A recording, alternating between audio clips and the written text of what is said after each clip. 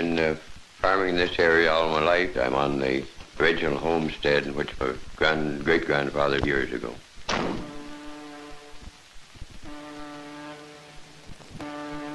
Well, I've been on this run for 3 years now. Well, that is between Florida and Canada. If weather, in the holidays aren't against me, I can load up and I can generally make it to the border within a week usually.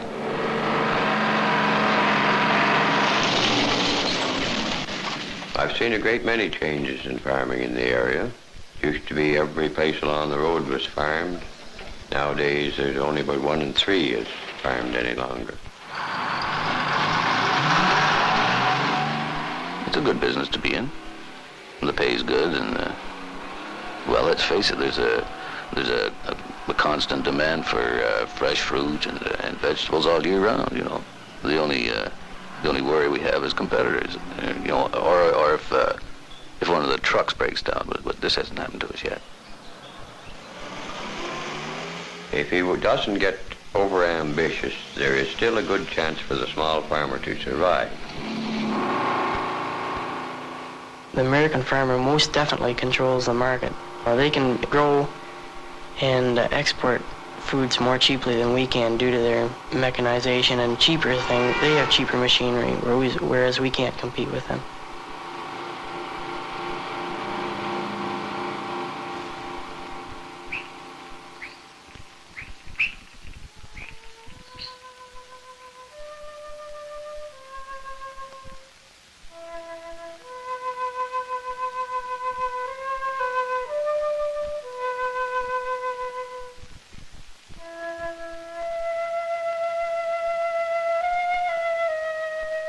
I sort of hate to see the old farming methods or life going away.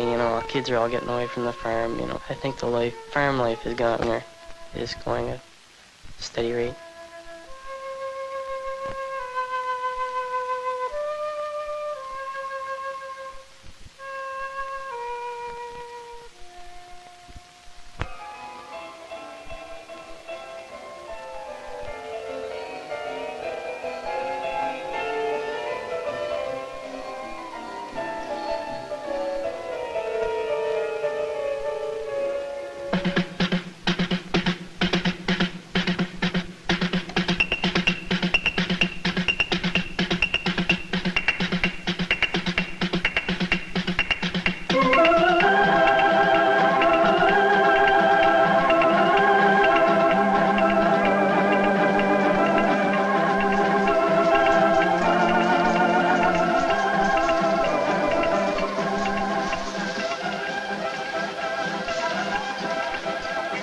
In a way, the United States is sort of running our country now.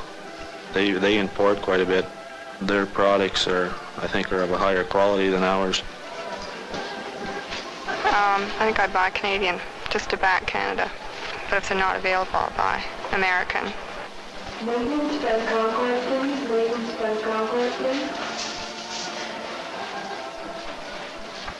Well, they shouldn't import anything that we can manufacture or grow ourselves. There's too much imported during our own growing season from the States, which makes it hard for our own farmers to grow stuff.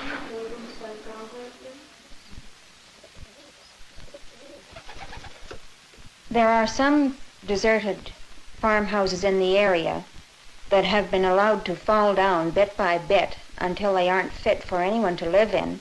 They have become eyesores to the people who live nearby, and it's rather a shame that they haven't been kept up, because they could have been very pleasant places for people to live.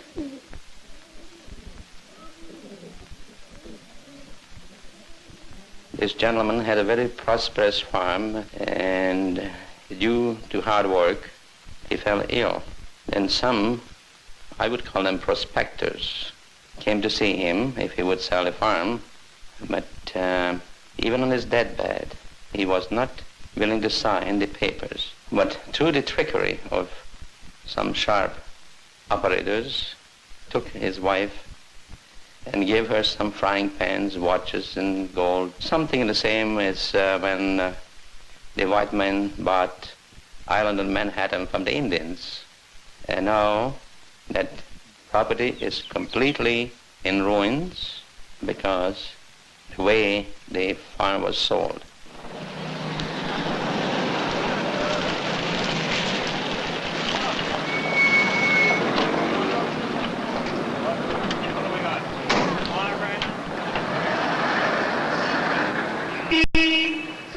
The small farmer, like the country store, like the small machine shop, has gone out of business. They tell us that the small school is no longer efficient. And a great deal of emphasis seems to have been put on bigness. There is a place for the small craftsman, but we like to go for mass-produced things, and this seems to be the sign of the times. $1.70. Now, who's next? And have a reasonable standard of living. It's one of the things that's just going to disappear, I believe, because people just don't want to work long hours for a little pay anymore.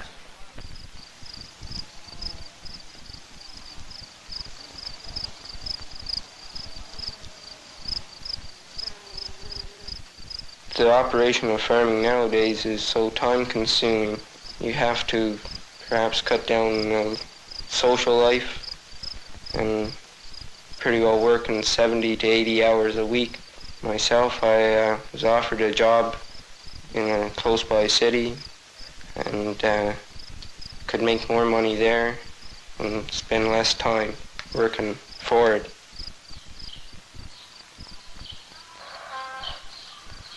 I guess there are very few of my friends who are dropping out of school to become farmers, and so you're happiest where your friends are.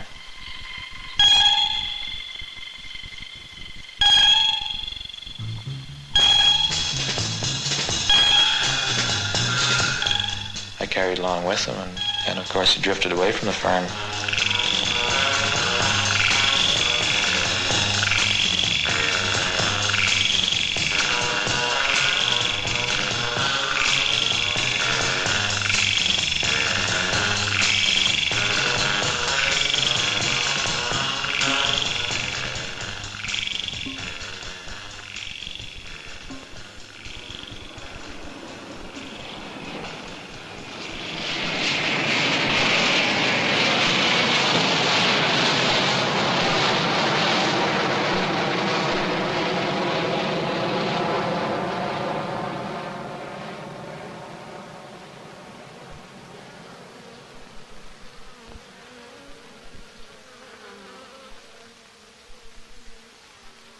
It is really depressing because I feel that I know these houses have held the, it's the family that's gone, and the farm, the empty buildings give a complete feeling of emptiness and loneliness.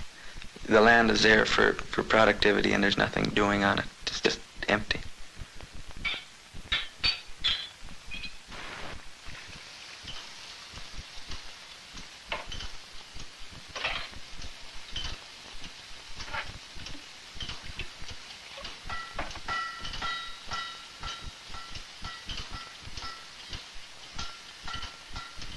Fortunately, we have some museums, not enough, I think, but places like Upper Canada Village have done a remarkable job of preserving the historical past.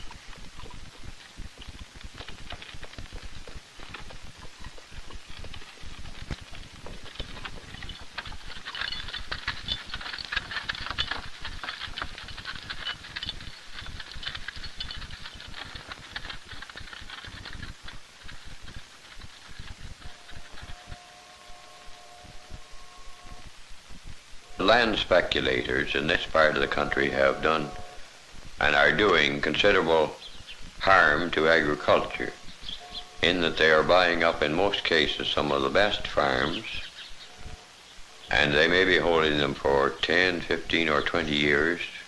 In that time this land is going to waste, but the biggest damage they do is that the high price they can afford to pay for the land sets a false value on the land in that a young man that wanted to farm can no longer buy land.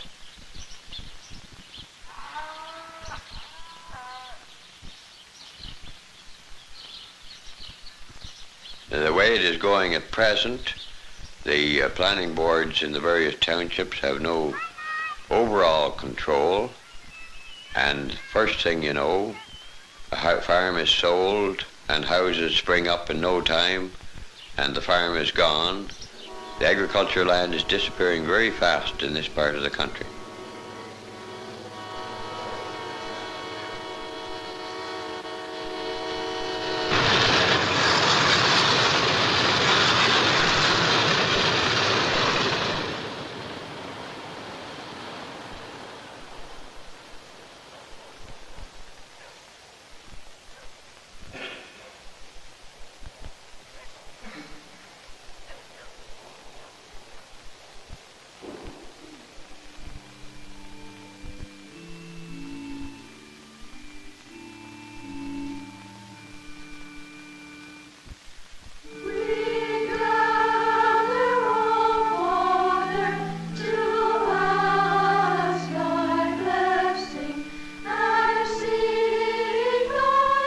I think the small farmers will vanish in the future. I think eventually they will be non-existent in our communities.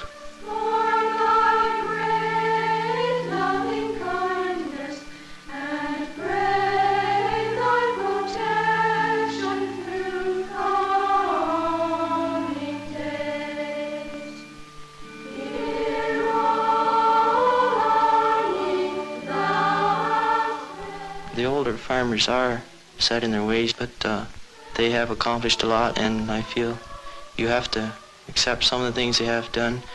You aren't about to change them overnight, and well, actually, I think they'll just have to die out, and the new farmer will have to take over.